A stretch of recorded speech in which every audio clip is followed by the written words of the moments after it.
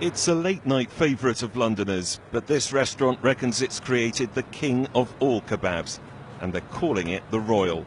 For chef Onda Sharon has sourced the best ingredients from around the world to create a mouth-watering masterpiece, which also comes at an eye-watering price, a whopping £925 a portion. If you have the money, if you have the good pass, there is, if you're happy to pay the price, and then there is a choice, and then you can have it.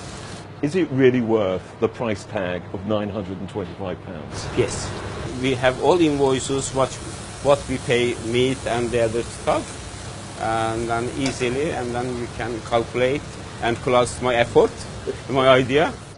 Along with the milk-fed lamb and minced goat is the finest Japanese Wagyu beef. And of course, no kebab is complete without the salad. And here it's drizzled with balsamic vinegar that costs £180 a bottle. So, Nick, that's the vinegar that we are using in the Royal Kebab. As you see, it's come with a very secure box. Even there's an instruction manual to how to use it.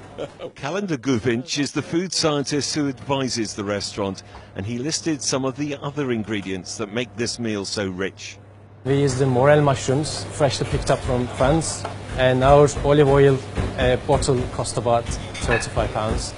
So if I was to come into a restaurant and order this kebab, how much notice would you need?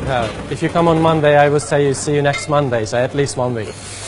And so, with some finishing touches, we're ready to be served. And of course, at this stage of the story, it's traditional, if not a little cliched, for the reporter to try the food.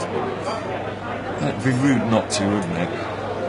And I was joined by diners Mark and Kelly for what proved to be a unique tasting session. Fabulous, really nice. Really nice. Worth the price? Every penny. Delicious. Yeah, wonderful. And you're going to pick up the bill for us? I'll take that as a no.